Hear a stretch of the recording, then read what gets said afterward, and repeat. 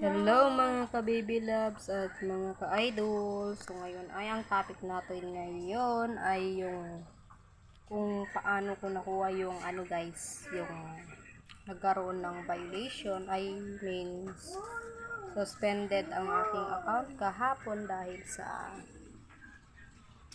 hindi ko pagsunod ng rules ni Facebook. Nakagawa ako ng hindi ko inakala na magka-issue ang aking content dahil sa pagpost ko ng guys, yung yung ang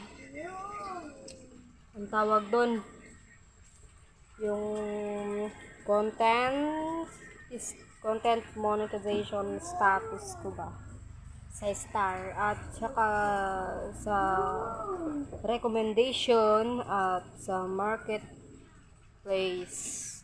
So yun guys, siguro doon sa caption ko na detect ni AI ng metal yung sinabi ko doon na ganyan, na ayaw niya pala yung ganon. Kaya nung pinost ko siya at tapos nagulat na lang ako na remove your post, sabi niya. So yun guys, ang ginawa ko, nag-appeal ako sa kanila. Siguro familiar na kayo sa tolls na yon, hindi ko na lang sasabihin, baka tayo ay ma-restrict or what, kasi ayoko na guys. Siguro yung mga iba dumaan talaga sa mga ganun sitwasyon, yung ma-restrict, ma-demonetize, na-suspended ang account. Pero sabi ko kahapon talaga na sana Lord, maging okay ang lahat. Kasi hindi pa talaga tapos yung aming sa school.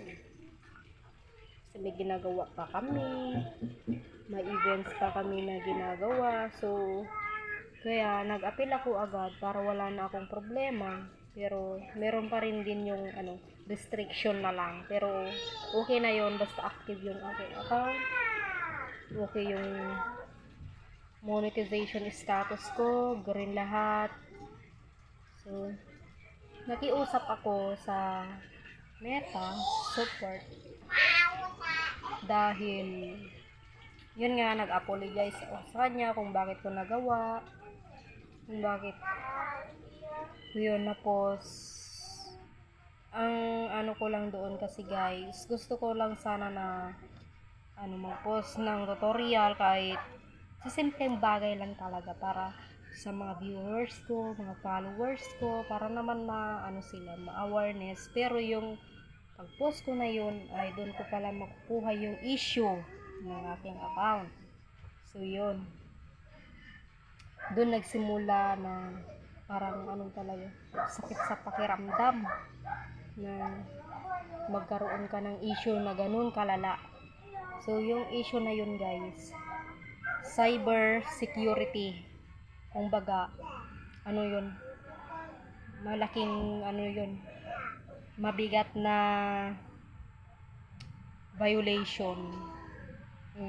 Kasi hindi ka pero ang inaano ko lang doon, baka umabot ng 1 year or what, kasi umabot ng iba yung 1 year to 9 months, ganun, 1 year to 3 months bago bumalik ang kanilang account. Kaya ayaw ko naman na dumating sa point na ganun yung account ko, na umabot ng 2 taon, ganun.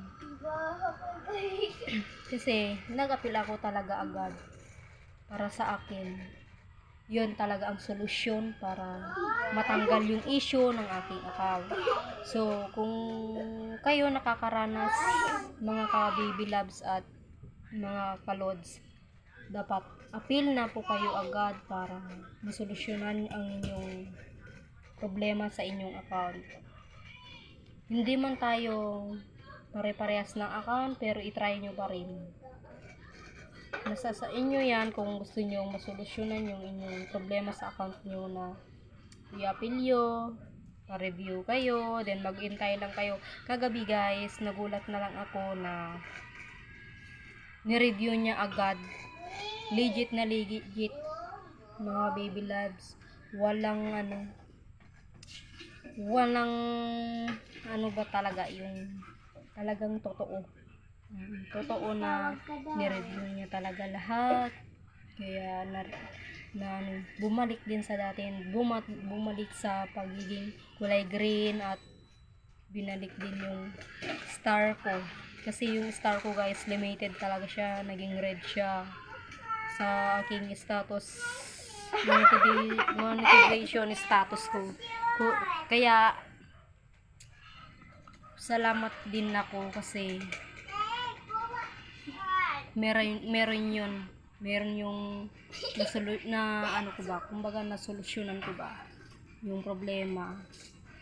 Kung kayo nakakaranas sa mga ganyan, ay dapat i-appeal nyo na kaagad, maghintay, kasi mabigat talaga yun talaga.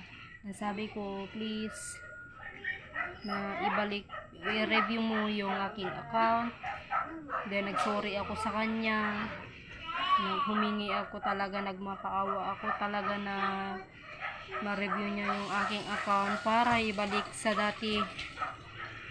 niya yung tools ko na star, kasi natanggal talaga yung star icon ko sa comment section. Talagang hirap talaga. Kasi yung iba nag-upload sila pero umaabot ng 3 months, 4 months, 5 months. So yun lang guys, maraming salamat po sa panunood ng aking content, at sana nandyan pa rin kayo para sa akin na suportahan hanggang dulo. Balang araw panuin ko din yan, kumbaga ko din yung talaga ako. Pasensya na kayo guys dahil